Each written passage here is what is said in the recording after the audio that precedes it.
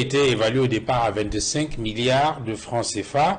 Les travaux de construction ont finalement coûté 34 milliards et demi de francs CFA. Le barrage était prévu pour être réceptionné en 2015. Le barrage n'a finalement été mis en service qu'en 2019 avec une puissance réduite à 11 mégawatts au lieu des 15 mégawatts prévus. Par contre, je peux conclure en disant, je conclue vraiment sur la question.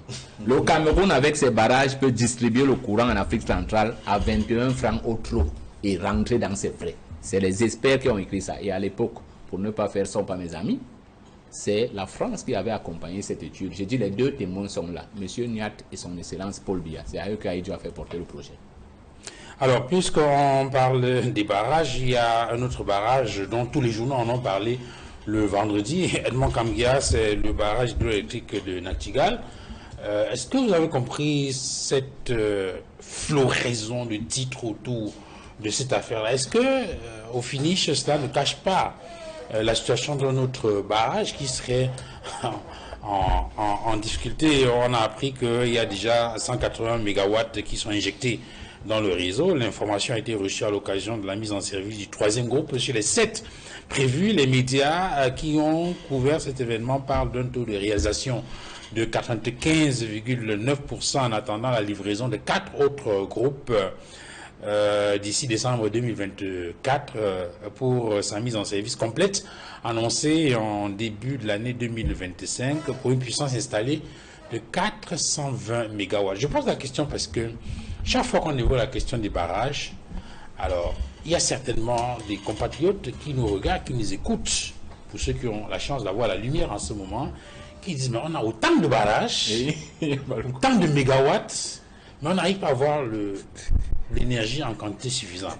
Alors finalement, qu'est-ce qu'il faut faire? Est-ce qu'il s'agit de donner de la lumière aux compatriotes ou bien de construire des barrages? J'ai peur de dire d'avance que tous ces barrages-là, pour l'essentiel, ressemblent à des... Je ne sais pas si on parle de serpents... Des chevaux blancs. Des éléphants blancs. Des éléphants blancs.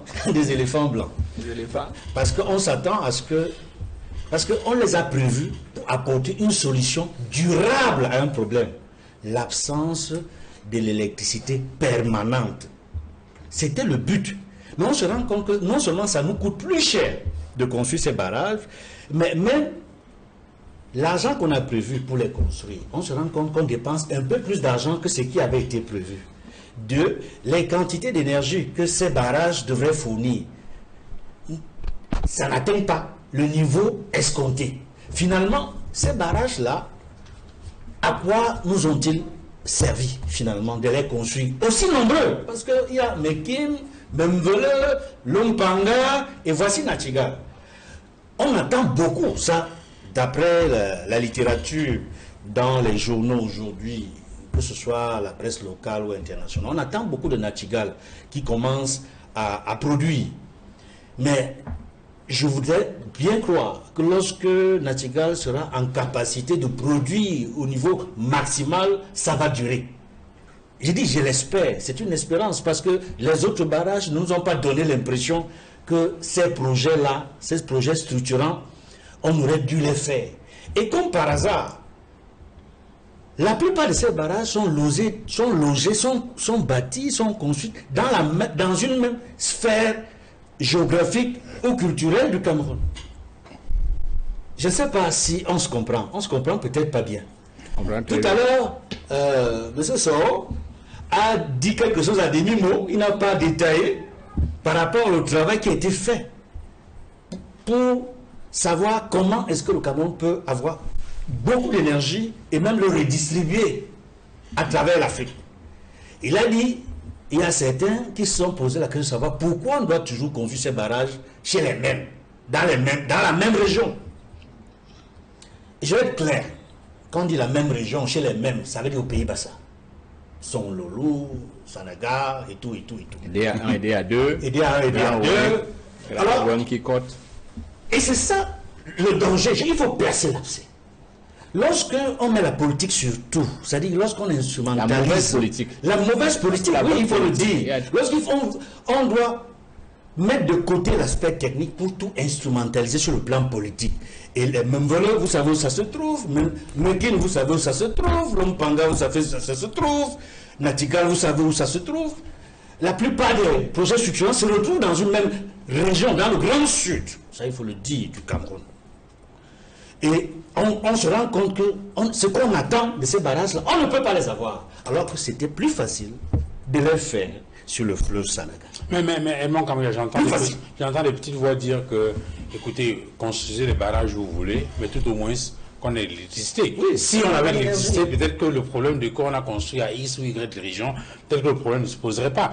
Mais Georges Tegem, sur cette question de barrage, est-ce que cette opacité, parce qu'en fait c'est de ça qu'il est question, cette opacité dans la gouvernance, dans la gestion des projets structurants, dans la gestion de façon globale, est-ce que ce n'est pas cela qui justifie par exemple que le Cameroun soit mal noté par exemple à l'international dans des domaines comme celui des industries extractives? Vous savez que depuis le 1er mars 2024, le Cameroun est suspendu.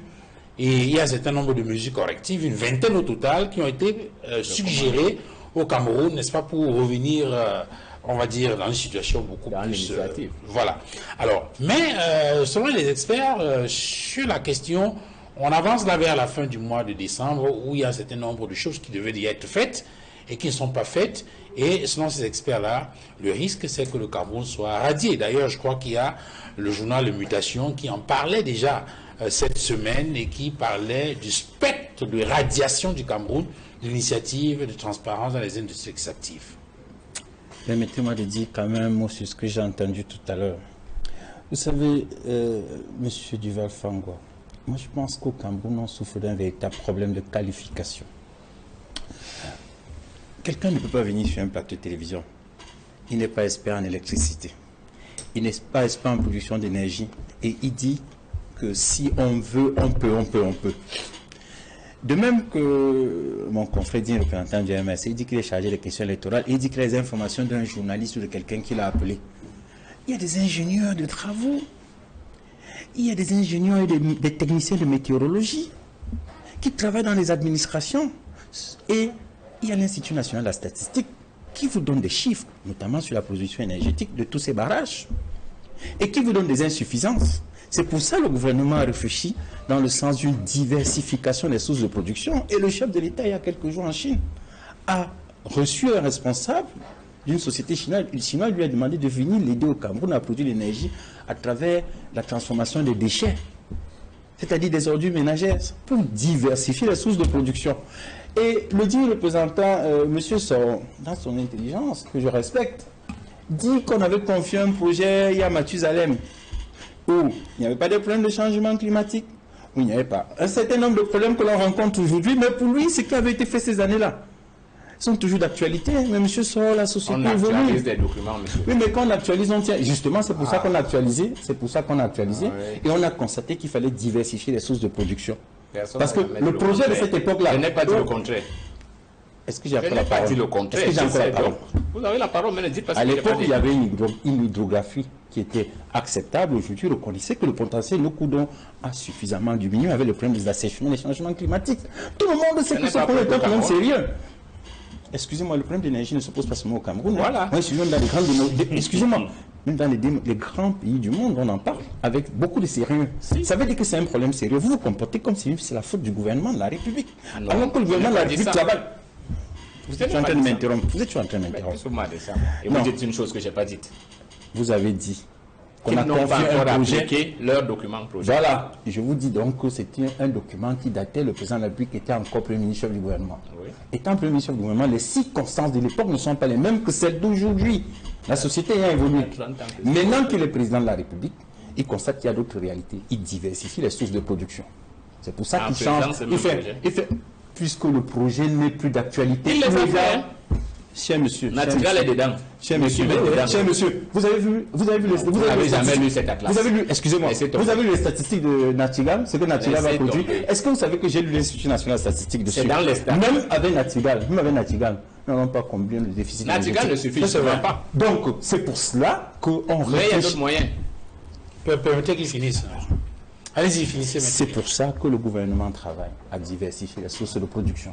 Parce qu'on pense, enfin, le gouvernement de la République, de bonne foi, qui d'ailleurs a pour devoir de donner l'électricité aux Camerounais. Et c'est même un souci constant. D'ailleurs, il y a des pays étrangers qui sont venus chez nous apprendre parce que, justement, au Cameroun, on a anticipé ce déficit énergétique. Il y a des pays étrangers qui sont venus au Cameroun dire que vous avez pris conscience de ce problème avant nous. 40 ans avant. C'est pour dire que... Avec des solutions à la très bien. Pas implémentées. C'est vous dire donc que le Cameroun a des experts qui travaillent dessus.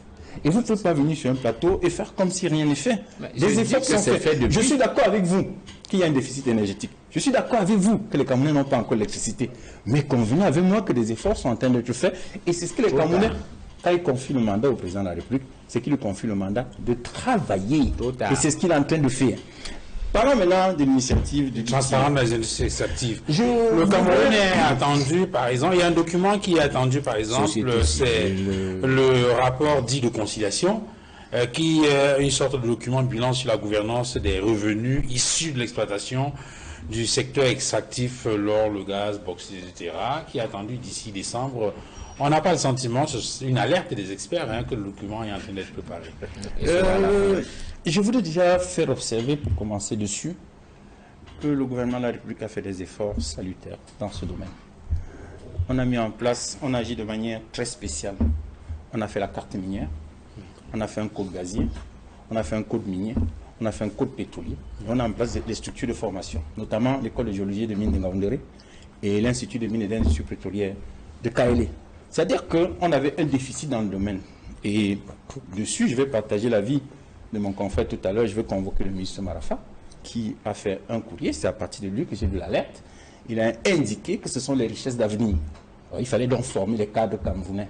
À partir du moment où c'est une discipline relativement récente, vous comprendrez que forcément, nous n'avons pas encore une expertise de bonne qualité pour pouvoir réagir de façon optimale. C'est pourquoi le gouvernement de la République a commencé à céder, si vous voulez, à concéder certains experts, notamment le fer de Mbalam, de Mini Martap, à des experts de notre pays qui ont une expertise pour former nos jeunes. Parce que les jeunes à l'école de géologie, l'Institut des mines, ont une formation qui est une formation initiale. La formation continue, maintenant, se fera sur le terrain en travaillant avec les autres qui vont nous apporter ce qu'on appelle l'expertise technique, qui vont nous apporter la plus-value dans la qualité de la formation de nos cadres. C'est dans ce cadre également que le gouvernement de la République a associé les mairies sur le plan local pour pouvoir apporter une réponse optimale aux problèmes posés par l'ITIE.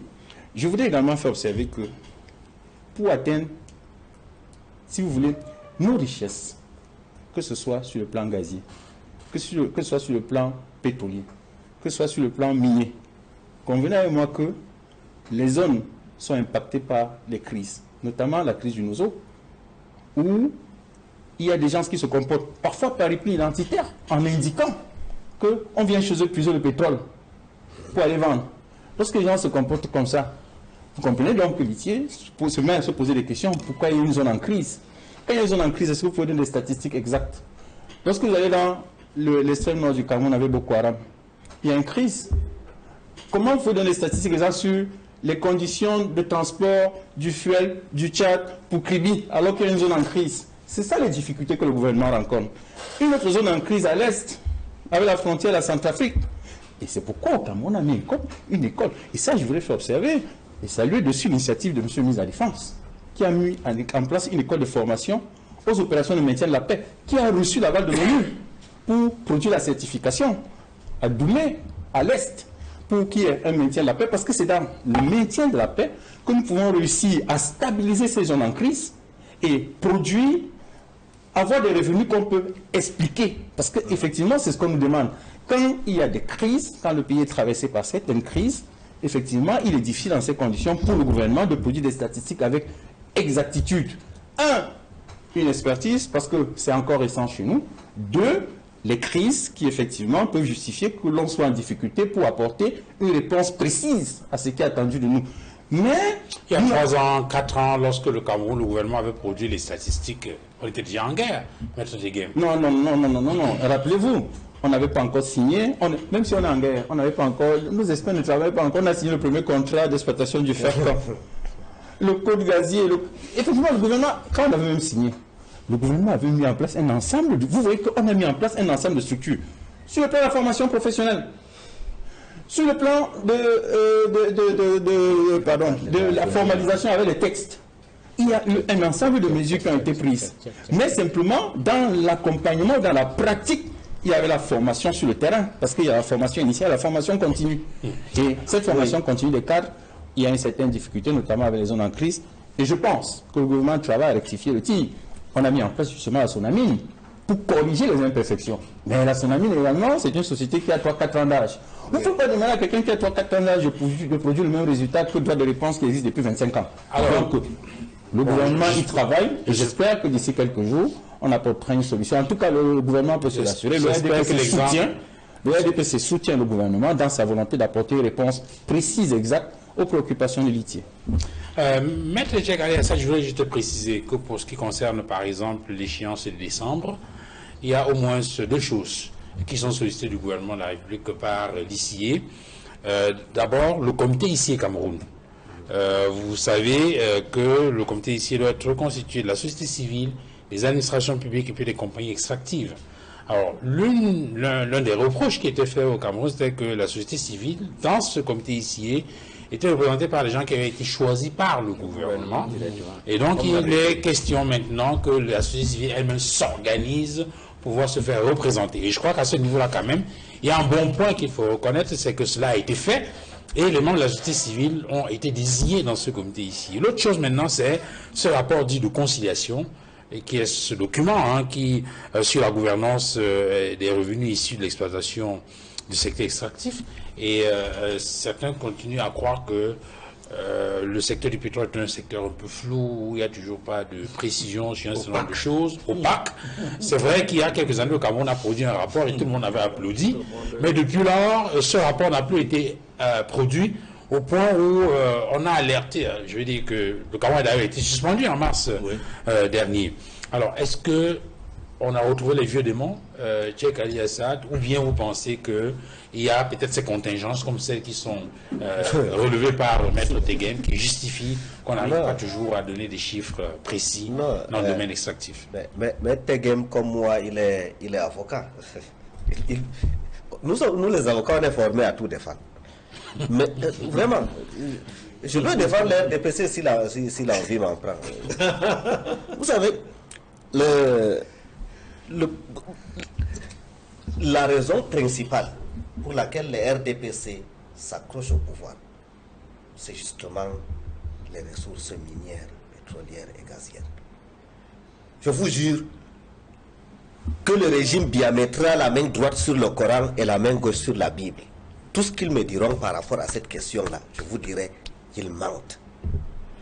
Rappelez-vous, il y a quelques années, on a interrogé un très haut fonctionnaire, et c'était le corps législatif qui lui a posé la question. Il dit non, cette histoire du pétrole là est trop compliquée. Il n'y a que le chef de l'État et moi pour comprendre ça. Vous comprenez? J'ai même peur qu'en sortant d'ici, que je subisse un sort à la Fabien Kenyé, notre confrère Ahmed Teghem et à moi. Et pourquoi? Parce que je veux vous dire quelque chose d'extrêmement grave. Oui, mais si vous savez que ça va être grave, autant mieux. Quand on s'engage en politique, on s'y engage. Vous savez, qui détient maintenant les permis d'exploitation de l'or? Ça se distribue comme des petits pains. C'est les mêmes noms qui reviennent. Ce qui se passe à l'est du pays, dans les mines d'or, c'est détenu à presque 95% par des Asiatiques. Les Asiatiques qui faisaient dans la foresterie, se sont tous rués dans l'industrie aurifère. Et là-bas, c'est un monde extrêmement à part. Un monde fait de pots de vin extrêmement faramineux. Des chiffres auxquels vous n'avez même pas. Nous parlons du pétrole. Et c'est vraiment grave. Tout à l'heure, M. Teghem a dit que Marafa avait dit que ça, c'est les richesses de l'avenir. Mais nous n'oublions pas que les ressources minières ne sont pas des ressources renouvelables. Quand ça finit, ça finit. La RCA n'a presque plus de diamants. Tout a été vendu. L'or, le pétrole. La preuve en est que nous avions de l'étain. Le Cameroun avait une mine d'étain. C'est venu, on a exploité la mine et épuisé. La société a même fermé, les Français. Et ils sont partis. Dans notre pays. Il a parlé du repli identitaire. Non, il n'y a pas de repli identitaire. Il y a un pillage à ciel ouvert. Nous avons Glencore ici. La SNH a sorti un communiqué, ils disent tout ce que les gens de Glencore disent là, c'est faux. Parce que la SNH ne fait pas dans les pots de vin.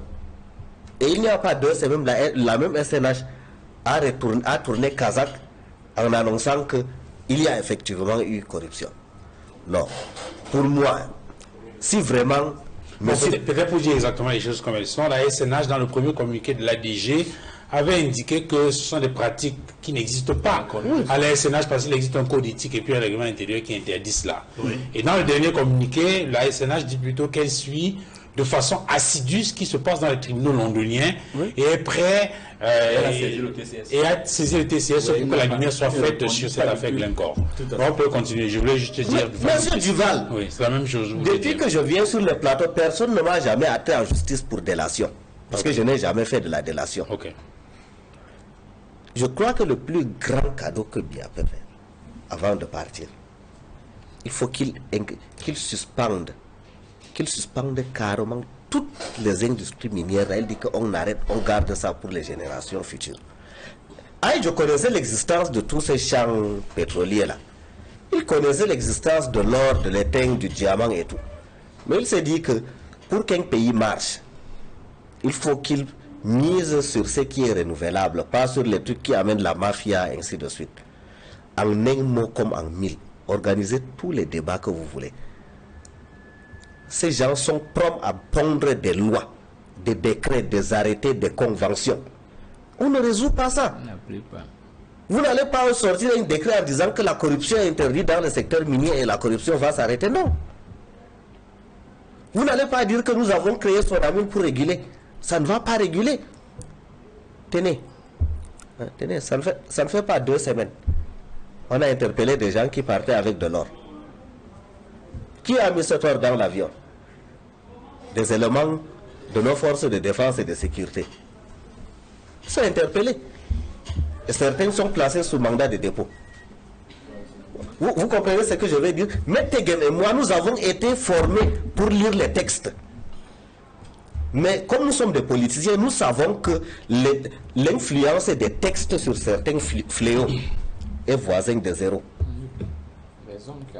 Qu'on signe les codes pétroliers, est-ce que ça a empêché les rétrocommissions de circuler? Lui et moi, nous avons une bonne culture.